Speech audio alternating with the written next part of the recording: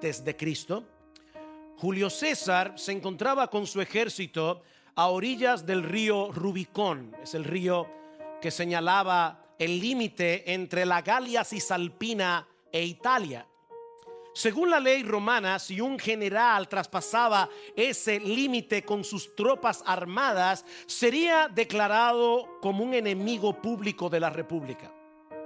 Así que César estaba consciente de que si cruzaba el Rubicón con sus legiones, eso sería interpretado como una declaración de guerra. Cuenta la historia que después de un momento de mucha duda, César dijo a sus soldados la famosa frase latina alea iacta est, que significa la suerte está echada, y cruzó el Rubicón con sus tropas, provocando una guerra civil que duró 4 largos años y que marcaría el final de la República Romana para darle paso al imperio. Cuando César entró en Roma, se hizo declarar cónsul y dictador perpetuo. Andando el tiempo, esa frase cruzar el Rubicón vino a significar el hecho de tomar una decisión irrevocable de serias consecuencias.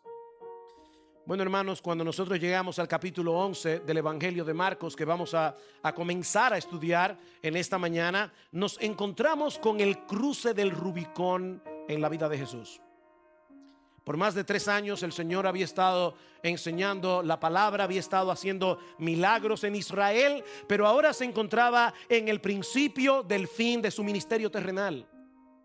Su entrada en la ciudad de Jerusalén, ese famoso Domingo de Ramos, habría de provocar una reacción en cadena que culminaría con su muerte en la cruz del Calvario durante la fiesta de la Pascua que se celebraba en Israel en esos días. Así que, a diferencia de Julio César, el Señor no entró en Jerusalén como un dictador dispuesto a aplastar toda resistencia, sino como un rey que asume la posición de un siervo para dar su vida en rescate por muchos.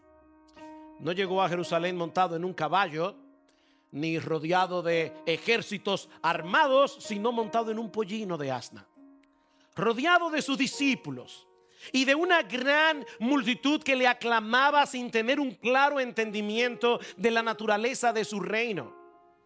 César entró en Roma para gobernar el imperio con mano de hierro. Cristo entró en Jerusalén para ser entregado a un procurador romano por los líderes religiosos de su nación y ser condenado a muerte durante esa fiesta donde los judíos sacrificaban miles de corderos cada año conforme a la ley mosaica, corderos que nunca podían quitar los pecados de nadie.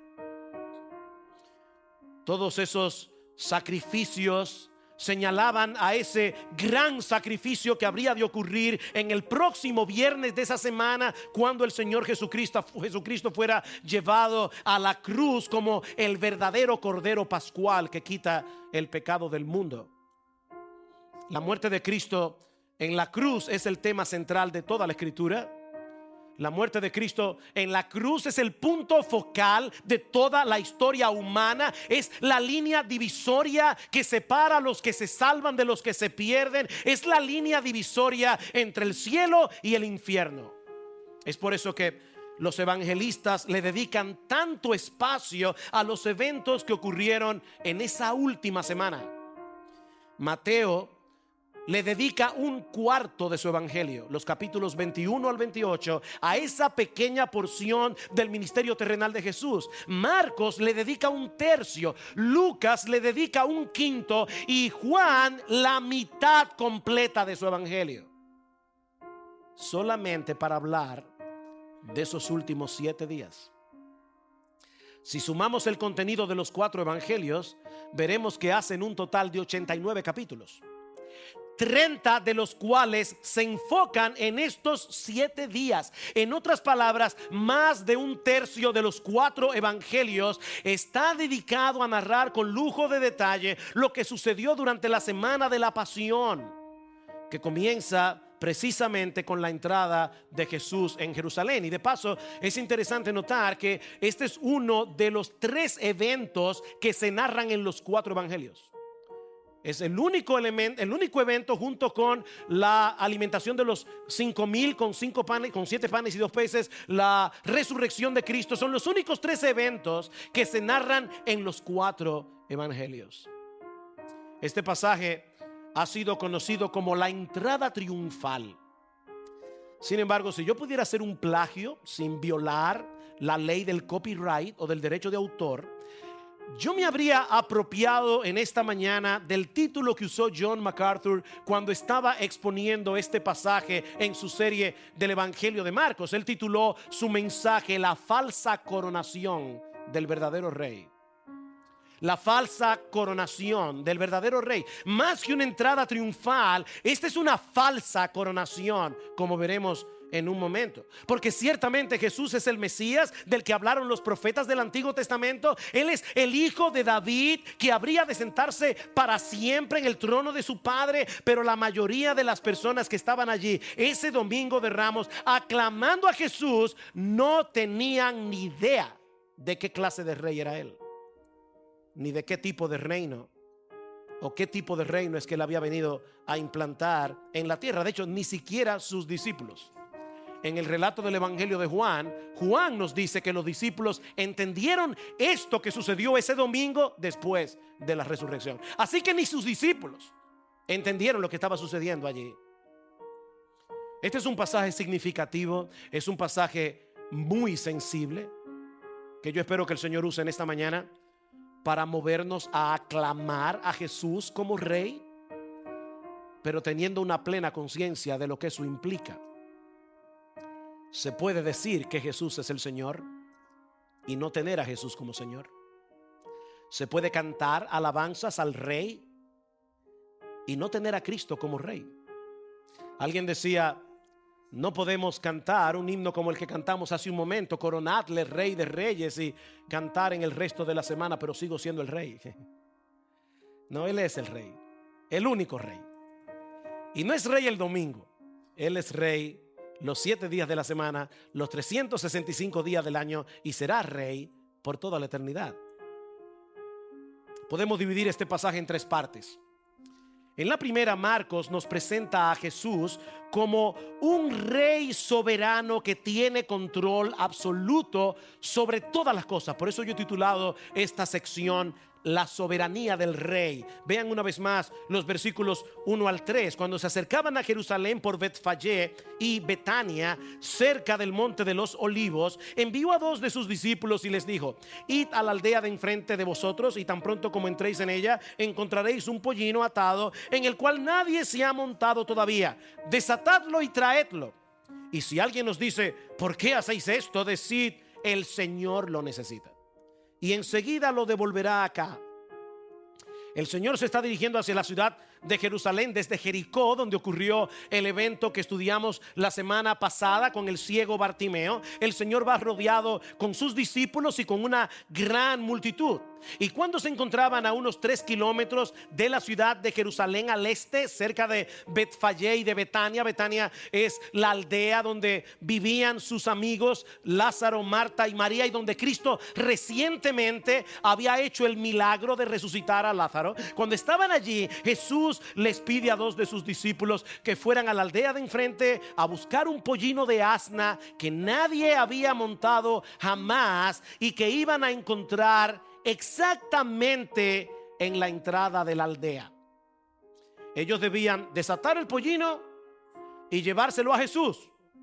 Y si alguien les preguntara por qué están haciendo eso, ellos debían responderles: porque el Señor lo necesita. Ahora, hermanos, ¿cómo sabía Jesús que cuando sus discípulos entraran en la aldea iban a encontrar un pollino de asna que nadie había montado jamás, y que sus dueños lo iban a prestar sin ningún problema cuando ellos le dijeran que el Señor los necesita. Claro, si fuera en el día de hoy, nosotros, ¿verdad?, cuando estuviéramos cerca de Jerusalén, hacemos una llamada por celular o enviamos un WhatsApp y le decimos: por favor, estoy llegando a Jerusalén, manténganme el pollino listo, que estoy a punto de llegar. Pero hermanos, ellos están regresando a Jerusalén, y por si acaso, si tú no lo sabías, porque puede ser que alguien aquí no lo sepa, el celular no había sido inventado.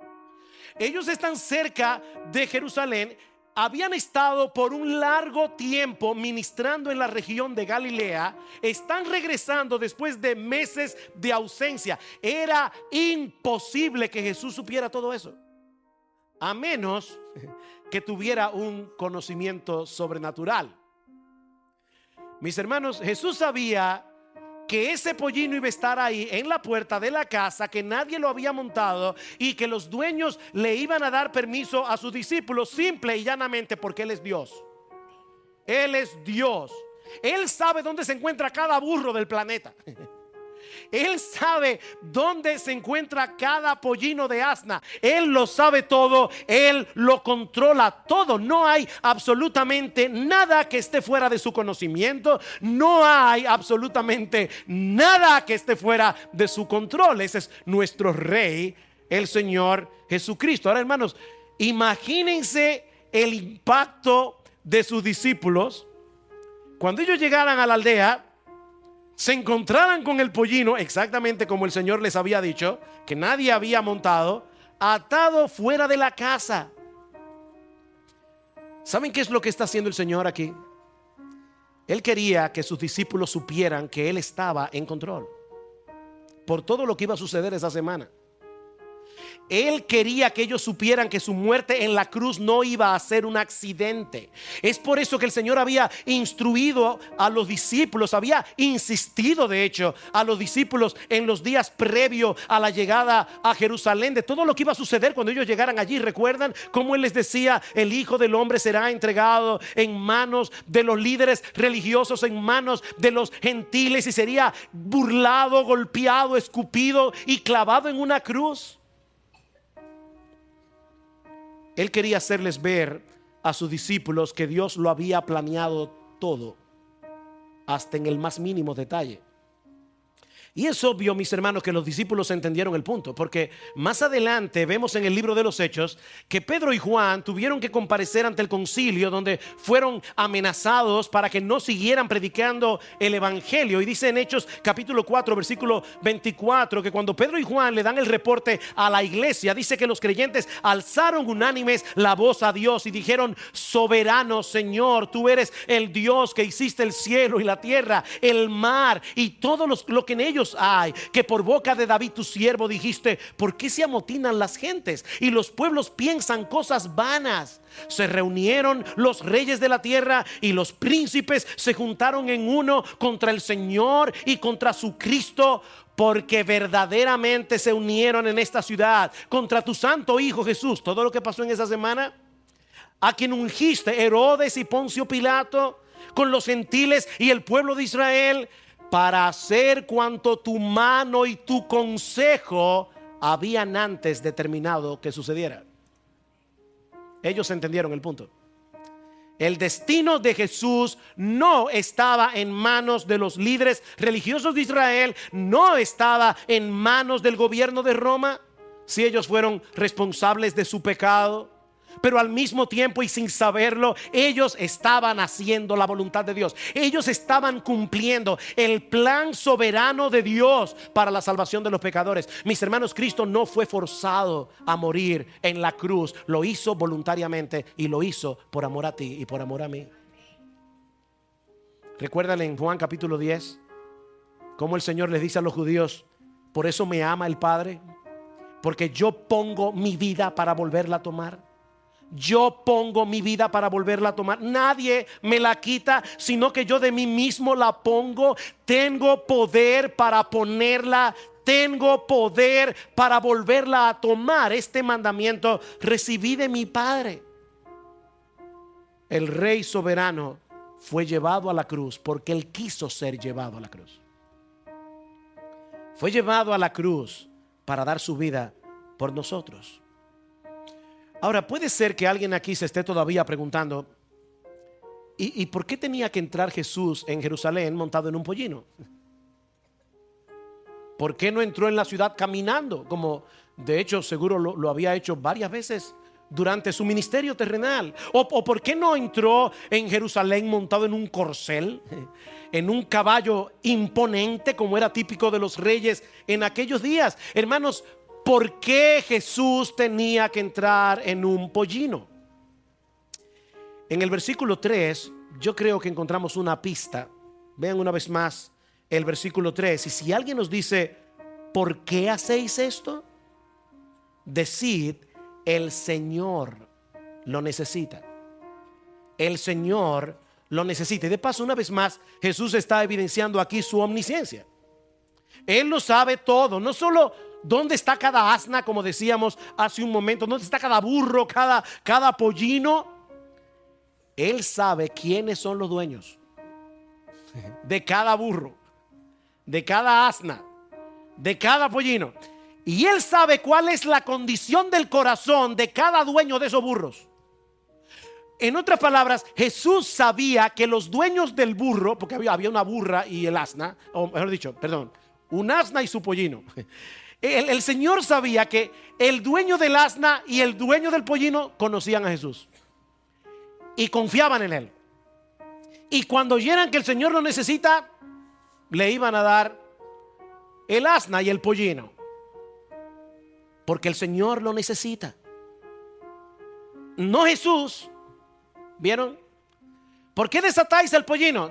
Porque el Señor, no Jesús, el Señor lo necesita. Eso va a ser suficiente. Y otra cosa también de paso, la verdad es que esta fue una encomienda un tanto incómoda para los discípulos. Ustedes se imaginan llegar a una aldea donde tú no conoces a nadie, encontrarte con un burro o con un pollino y sin ton ni son desatar el pollino y llevártelo. Tú que eres cristiano, parece que te lo estás robando. Era una encomienda un tanto incómoda. Vayan a la aldea, encontrarán un pollino, desátenlo y tráiganmelo. ¿Y para qué? No, ellos no preguntaron absolutamente nada. Y el Señor no le dio ninguna explicación. Ninguna explicación adicional. ¿Saben por qué? Porque Él es el Señor. Y ellos simplemente debían obedecer. Mis hermanos, el Señor es el Señor. Eso es profundo. Es que nosotros a veces usamos palabras tantas veces que perdemos el significado. El Señor Jesucristo. El Señor Jesucristo. ¿De verdad tú crees que Jesucristo es el Señor? Él es el Señor. Y cuando Él nos da una orden, por extraño que parezca, nosotros obedecemos, aunque no tengamos la menor idea de lo que Él está haciendo y por qué. Simplemente tenemos que obedecer porque Él es el Señor. Los dueños van a reaccionar cuando desaten el pollino, pero díganles que el Señor lo necesita. ¿Lo necesita para qué? Díganles que el Señor lo necesita. ¿Lo necesita para qué? Bueno, el problema es que Marcos no responde esa pregunta. Pero en el capítulo 21 del Evangelio de Mateo, que es el pasaje paralelo de Marcos, dice en el versículo 4 que todo esto aconteció para que se cumpliese lo dicho por el profeta, refiriéndose a una profecía que se encontraba en el Antiguo Testamento, en el capítulo 9, versículo 9 del profeta Zacarías. Dice: alégrate mucho, hija de Sión, da voces de júbilo, hijas de Jerusalén, he aquí tu rey vendrá a ti, justo y salvador, humilde, cabalgando sobre un asno, sobre un pollino, hijo de asna. Esto fue profetizado unos 500 años antes del nacimiento de Jesús, para que fuera más que evidente que Él era el Mesías. El Señor se había encargado de hacerle saber a su pueblo que su Salvador no llegaría a Jerusalén montado en un corcel, no llegaría montado en un caballo imponente para aplastar al imperio romano. No, Él iba a llegar en un pollino de asna, asumiendo la postura humilde de un siervo. Ahora, no te confundas, Cristo vuelve otra vez. Y cuando Él vuelva, Él no va a venir montado en un pollino. Dice en Apocalipsis capítulo 19 que Él vendrá montado en un caballo blanco para aplastar toda rebelión y poner a todos sus enemigos por estrado de sus pies. Pero aquel domingo de Ramos, Él no entró en Jerusalén a subirse en un trono. Él entró a subirse en una cruz. Él entró a subirse en una cruz. Tu rey viene a ti, manso y humilde, cabalgando sobre un pollino, no para aplastar a sus enemigos, sino para redimir a muchos de ellos por medio de su muerte en la cruz. El rey soberano que tiene un control perfecto de todas las cosas. Mis hermanos, Él decidió ponerse a merced de sus criaturas rebeldes para vencer en debilidad. Cristo venció en debilidad. Piensen en eso, hermanos. Él es Rey de reyes y Señor de señores. Él es el amo y dueño absoluto de todo el universo. Pero Él no vino al mundo rodeado de riquezas. Él no vino al mundo para vivir en un palacio con pompas y oro y plata. Varias veces Jesús tuvo que cruzar el mar de Galilea en una barca prestada. Entró en Jerusalén en un pollino prestado. Y después que murió en una cruz que no estaba reservada para Él, sino para Barrabás, tuvo que ser enterrado en un sepulcro prestado. El Rey de reyes, el dueño de todo, decidió despojarse de todo para venir a salvarnos. Pero seguía siendo rey y seguía siendo soberano. Versículo 4. Ellos fueron y encontraron un pollino atado junto a la puerta, afuera en la calle, y lo desataron. Y algunos de los que estaban allí le dijeron: ¿qué hacéis desatando el pollino? Ellos le respondieron tal como Jesús les había dicho, y les dieron permiso. Un detalle interesante: no era común en esos días que un pollino estuviera atado en la puerta de la casa. Usualmente lo ataban en el patio interior, adentro. Pero en algún momento del día, y por una razón que tal vez ni ellos mismos entendieron, a los dueños del pollino se les ocurrió la idea de sacarlo fuera de la casa y de atarlo a la puerta en la calle, para que todo sucediera exactamente como Jesús había dicho. Hermanos, yo quiero que ustedes se imaginen al Señor entrando en Jerusalén. Él está rodeado de discípulos, rodeado de miles de gente, y con su soberanía Él está moviéndolo todo para que ocurra exactamente como Él quiera que ocurra. ¿Ustedes saben la tranquilidad que eso nos da? Porque a veces parece que el mundo se mueve a tontas y a locas. No, nuestro Señor Jesucristo tiene el control. Él es soberano, Él es rey. Todo sucedió exactamente como Él dijo que iba a suceder y como Zacarías había profetizado, incluyendo la algarabía del pueblo de Israel. Regocíjate, alégrate mucho, hija de Sión. Da voces de júbilo, hija de Jerusalén. He aquí tu rey vendrá a ti. Fue así exactamente como recibieron a Jesús en la ciudad de Jerusalén. Y eso nos lleva a la segunda parte de este relato, que yo he titulado La aclamación del rey. La aclamación del rey. Versículo 7. Entonces trajeron el pollino a Jesús y echaron encima sus mantos, y Jesús se sentó sobre él, y muchos tendieron sus mantos en el camino, y otros tendieron ramas que habían cortado de los campos. Los que iban delante y los que le seguían gritaban: Hosanna, bendito el que viene en el nombre del Señor, bendito el reino de nuestro padre David que viene, Hosanna en las alturas. Cuando los discípulos le llevaron el pollino a Jesús, colocaron mantos sobre el animal para que él se sentara, y así entró el Señor en la ciudad de Jerusalén, donde fue recibido por una multitud de personas que lo aclamaban frenéticamente.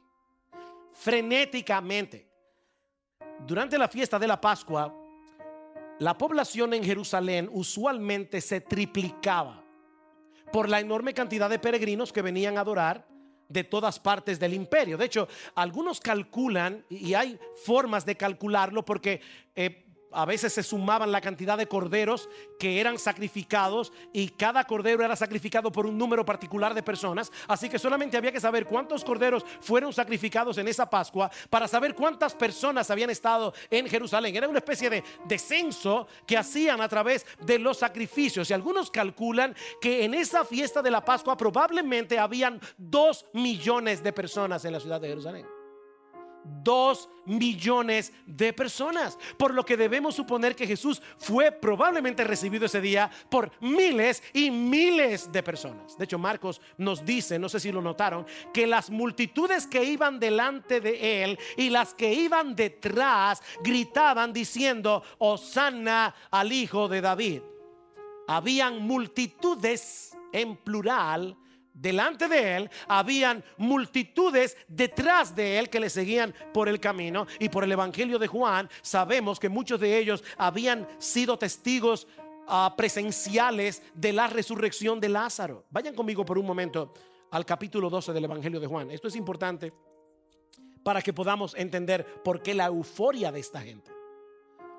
Juan capítulo 12, vean conmigo el versículo 9. Dice: entonces la gran multitud de judíos se enteró de que Jesús estaba allí. Recuerden, Jesús viene desde Jericó.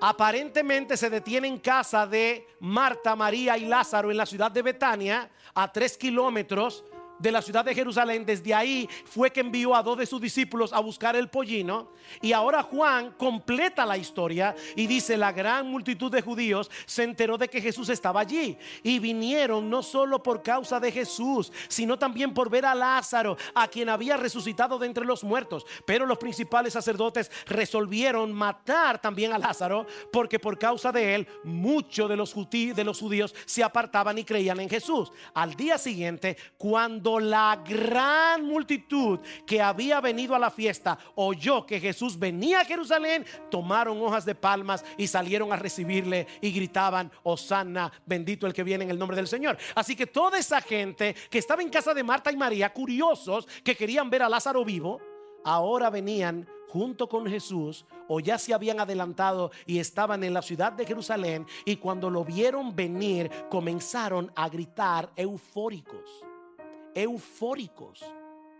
Mis hermanos, estamos hablando probablemente de miles y miles de personas que aclamaban al Señor por el camino como el Hijo de David, que había llegado como el Salvador de Israel. Esta gente estaba literalmente histérica por la llegada de Jesús. Cientos de años esperando al Mesías, y ahora por fin lo ven entrando por las calles de Jerusalén.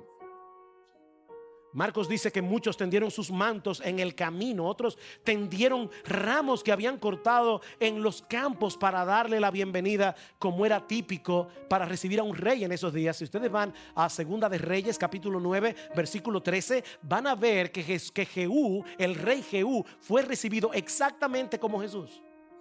Eso era típico en aquellos días. Y al mismo tiempo gritaban: Hosanna, Hosanna. ¿Qué significa esa palabra? Esa palabra significa: sálvanos ahora, te rogamos. Es una oración. Sálvanos ahora, te rogamos. En ese momento, esa multitud no tenía duda de que Jesús era el gran libertador prometido por los profetas del Antiguo Testamento. Bendito el que viene en nombre del Señor. Una cita del Salmo 118, versículo 26, que el pueblo de Israel cantaba durante la Pascua. Hermanos, por cientos y cientos de años ellos habían cantado el Salmo 118 y habían cantado: bendito el que viene en el nombre del Señor. Pero ahora ven a Jesús y comienzan a cantar este salmo que tantas veces cantaban durante la Pascua: bendito el que viene en el nombre del Señor, bendito el reino de nuestro padre David que viene.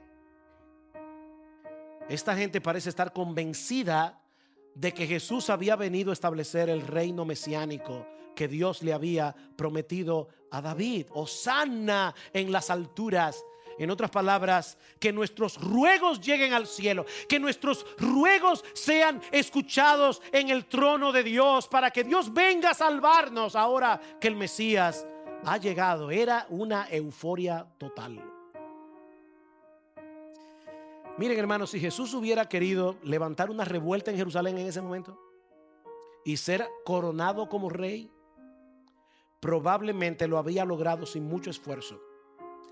El ambiente estaba preparado para comenzar una revolución.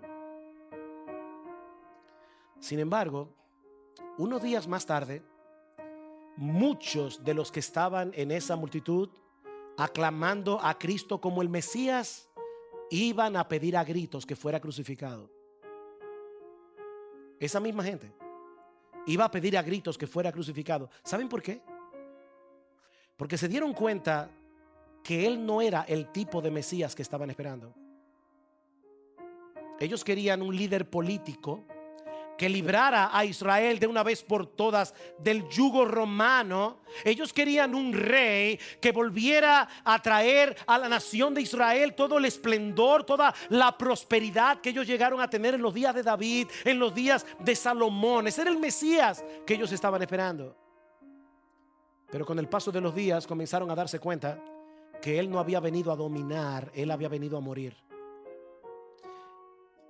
A morir por causa de sus pecados, de mano de esos mismos romanos que ellos querían que él expulsara. Qué decepción, qué decepción. En vez de atacar el poder de Roma, lo que hizo Cristo fue atacar su religión vacía, su religión ritualista, como veremos este próximo domingo, si el Señor lo permite. Esta gente no estaba preparada para un Salvador que muere en debilidad. Ellos no estaban preparados para un Salvador que pusiera en evidencia la magnitud de su pecado, su total incapacidad para arreglar sus cuentas con Dios. No, el Mesías que ellos deseaban era el que podía alimentar una multitud de personas con 5 panes y 2 peces. Ese Mesías sí que nos conviene. Ese es el Mesías que nosotros queremos, no el que sustituye a pecadores muriendo por ellos en una cruz. Ellos querían a un Mesías que encajara con sus expectativas mundanas, con sus expectativas terrenales, pero se toparon con un Mesías que los confrontaba con su pecado, con un Mesías que los llamaba al arrepentimiento y a la fe. Así que, mis hermanos, esta gente estaba aclamando al verdadero rey, al rey de gracia, al rey de perdón, pero lo estaban haciendo con una motivación equivocada. Ellos no sabían quién era Jesús. ¿Y saben qué? Tristemente, eso es lo que está pasando hoy en muchas iglesias evangélicas alrededor del mundo. En muchas iglesias evangélicas donde se predica a un Jesús domesticado, a un Jesús que puede satisfacerte como un mesero divino todos los deseos, todos los anhelos de tu corazón. Ven a Cristo y tendrás una vida próspera y saludable. Ven a Cristo y tendrás un matrimonio maravilloso. Ven a Cristo y todos tus problemas quedarán sepultados en lo más profundo del mar. Serás una persona plena y feliz. Ven a Cristo para que puedas disfrutar tu mejor vida ahora.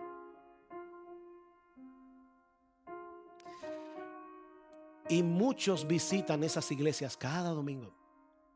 Muchos visitan esas iglesias y cantan con entusiasmo y con profunda devoción, porque es con mucha devoción a ese Cristo que solo existe en su imaginación. Mi amigo, si tú estás aquí en esta mañana, déjame decirte algo lo más claro que yo pueda. Cristo no es esa clase de rey. Cristo no es esa clase de rey al que tú puedes usar a tu antojo para satisfacer tus deseos egoístas. No, Él es un rey que vino a morir en una cruz para pagar nuestra deuda con la justicia de Dios, librarnos de la esclavitud del pecado y transformar nuestros corazones egocéntricos en corazones amantes y humildes. A eso fue que vino Cristo. Ese domingo de Ramos, una gran multitud estaba clamando a Jesús como rey, pero muy pocos estaban realmente dispuestos a someterse a su autoridad. Una cosa es venir a la iglesia y cantar con los ojos cerrados, y por si acaso yo canto con los ojos cerrados, pero una cosa es venir a la iglesia y cantar con los ojos cerrados y levantar las manos y cantar que Jesús es maravilloso. Y otra muy diferente es estar dispuestos a someter nuestra voluntad a la suya, reconociéndole a Él como Señor, reconociéndole a Él como el amo, dueño absoluto de nuestras vidas. Es muy diferente. Es muy diferente.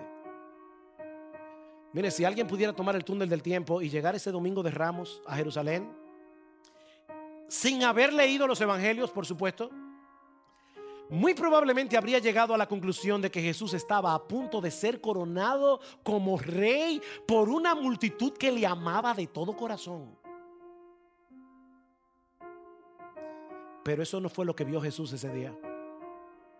Y eso nos lleva a nuestro último encabezado: la mirada triste y penetrante del rey. La mirada triste y penetrante del rey. Versículo 11. Marcos capítulo 11, versículo 11. Y entró en Jerusalén, llegó al templo, y después de mirar todo a su alrededor, salió para Betania con los 12, siendo ya avanzada la hora. Marcos no aclara lo que estaba pasando por la mente y el corazón de Jesús en ese momento en que él estaba contemplando la ciudad de Jerusalén, en que él estaba contemplando el templo. Pero por medio del evangelio de Lucas podemos saber lo que había encerrado en esa mirada. En esa mirada del Señor. Dice en Lucas capítulo 19 versículo 41 que al acercarse a la ciudad de Jerusalén, al verla lloró sobre ella, diciendo: oh, si también tú conocieses a lo menos en este día lo que es para tu paz, mas ahora está encubierto de tus ojos. Cristo lloró por la ciudad de Jerusalén, y la palabra griega que se usa allí da la idea de que él comenzó a sollozar con hispíos. Él comenzó a llorar audiblemente por la religión vacía, ritualista de su pueblo. Cristo lloró por la incredulidad de la gente. A pesar de sus aclamaciones, tenían el corazón como una piedra. ¿Oíste bien, mi hermano, mi amigo que estás aquí? A pesar de la alabanza que esta gente pronunciaba con sus labios, tenían el corazón duro como un pedernal, y Cristo lo sabía. Cristo lloró por toda esa gente que unos pocos días más tarde iban a pedirle a un procurador romano y a gritos que fuera crucificado. Él lloró por eso. Él lloró por las terribles consecuencias que vendrían sobre Israel por haber rechazado a su rey. Dice: vendrán sobre ti días cuando tus enemigos te rodearán con vallado y te sitiarán, y por todas partes te estrecharán y te derribarán a tierra, y a tus hijos dentro de ti, y no dejarán en ti piedra sobre piedra, por cuanto no conociste el día de tu visitación. Wow, wow, qué triste. Unos 40 años más tarde, el general Tito sitió la ciudad de Jerusalén precisamente durante la fiesta de la Pascua, cuando estaba llena de peregrinos, para que nadie pudiera entrar ni salir. Durante meses cortaron todo suministro para que la gente no tuviera nada que comer, a tal punto que dice Flavio Josefo que la gente tenía que coser las correas y los calzados para comérselo. Y finalmente, en el mes de septiembre del año 70 después de Cristo, los soldados romanos entraron en la ciudad en una orgía de violencia. Destruyeron el templo, no dejaron piedra sobre piedra, y se calcula que 1 millón de judíos murieron en la masacre. 1,000,000 de judíos murieron en esa masacre. Y los que sobrevivieron fueron vendidos como esclavos. Mi amigo, déjame decirte algo, no es cualquier cosa rechazar a ese rey. No es cualquier cosa rechazar a ese rey. El Señor estaba viendo todo eso mientras contemplaba la ciudad que Dios había escogido para hacer morar allí su nombre, la ciudad amada. Cristo lloró por la incredulidad y por la dureza de ese pueblo que el domingo de Ramos lo aclamó con tanto entusiasmo como rey al entrar en Jerusalén para dar su vida en rescate por muchos. Y cuando yo leí ese texto en estos días, preparándome para predicar, yo me preguntaba, ¿qué sentiría Jesús en muchas iglesias en el día de hoy? ¿Qué sentiría Jesús en medio de las alabanzas y las aclamaciones que se escuchan en muchas iglesias en el día de hoy? Miren, mis hermanos, se puede ser intensamente emocional en la alabanza con un corazón que rehúsa someterse a la voluntad de Dios. ¿Tú oíste eso? Se puede ser intensamente emocional en la alabanza con un corazón que rehúsa someterse a la voluntad de Dios. Aunque debemos decir que también se puede ser intensamente emotivo con un corazón obediente y sumiso que reconoce a Jesús como el verdadero rey de nuestras almas. El problema no está en las emociones. La pregunta es si de verdad tus emociones corresponden con tu sometimiento. Esa es la pregunta. Oh, mis hermanos, que el Señor nos permita que nosotros no seamos como esa multitud. Que el Señor nos ayude, hermanos, para que no seamos como esa multitud, que no seamos culpables de poner delante de Él nuestros mantos, ondear nuestras palmas y nuestras aclamaciones de alabanza con un corazón vacío de verdadera devoción. Porque se puede hacer eso. Que el Señor nos libre. Oh, que Cristo sea recibido hoy en medio nuestro como el verdadero Rey. El verdadero Rey de nuestros corazones. Que nosotros podamos llegar delante de Él arrepentidos de nuestros pecados, con la disposición de someternos con gozo a su santa y perfecta voluntad. Eres el Señor, yo soy tu siervo. Dime, Señor, ¿qué tú quieres que yo haga? Oh, que a lo largo de toda nuestra vida nosotros seamos dominados por un deseo ferviente de proclamar las glorias y las excelencias de este Rey inigualable, para que muchos otros puedan renunciar a su religiosidad vacía y ritualista y puedan venir a sus pies reconociéndole a Él, solamente a Él, como Señor y Salvador. En cierta ocasión, alguien le preguntó a Corrie ten Boom, una activista y escritora neerlandesa que se hizo célebre después de la Segunda Guerra Mundial por haberle dado refugio a los judíos. Alguien le preguntó si era difícil para ella mantenerse en humildad a pesar de toda la atención que ella recibía constantemente. ¿Saben cuál fue su respuesta? Cuando Jesús cabalgó hacia Jerusalén el domingo de Ramos sobre la espalda de un pollino, y todo el mundo comenzó a tirar sus mantos y a ondear las ramas de palma en el camino y a cantar las alabanzas, ¿tú crees que por algún momento entró en la cabeza del pollino la idea de que alguna de esas cosas eran por causa de él? O sea, ¿tú te imaginas al pollino? ¡Wow! En el mundo entero no hay un pollino como yo. Corrie ten Boom termina diciendo: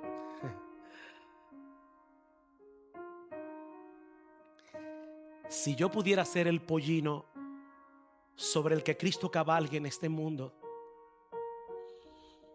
yo le daría a Él toda la alabanza y toda la gloria. ¿Saben qué, hermanos? Cuando nosotros estamos en nuestra mejor condición espiritual, no somos más que burros sobre los que Cristo cabalga.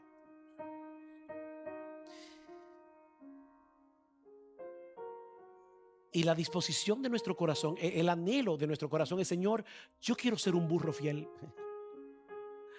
Yo quiero ser un burro fiel. Yo quiero ser un burro que solo desea que tú seas conocido. Yo quiero ser un burro que solo sirva para que tú seas aclamado en el mundo como Rey de Reyes y Señor de Señores. Porque ¿saben qué, mis hermanos? Lo único que nosotros tenemos que realmente vale la pena es que nosotros llevamos sobre nuestros hombros el nombre de Jesús para darlo a conocer a otros. Él es lo más preciado que tú y yo tenemos. Oh, que seamos burros fieles. Oh, que seamos burros fieles. Mis hermanos, si hay algo que aprendemos de este pasaje, es que hay un rey que es infinitamente mayor que tú, y que hay un reino que es 1000 veces superior a nuestro pequeño reino. Él es el rey y debe ser aclamado como rey, y debe ser obedecido como rey, y debe ser servido como rey, y debe ser amado como rey, y debe ser glorificado como rey, porque solo Él es el rey.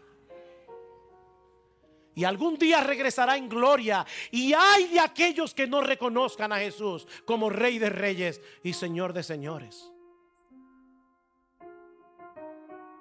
Mi amigo, si tú estás aquí sin Cristo en esta mañana, yo te ruego, yo te suplico, no te vayas de este lugar como llegaste.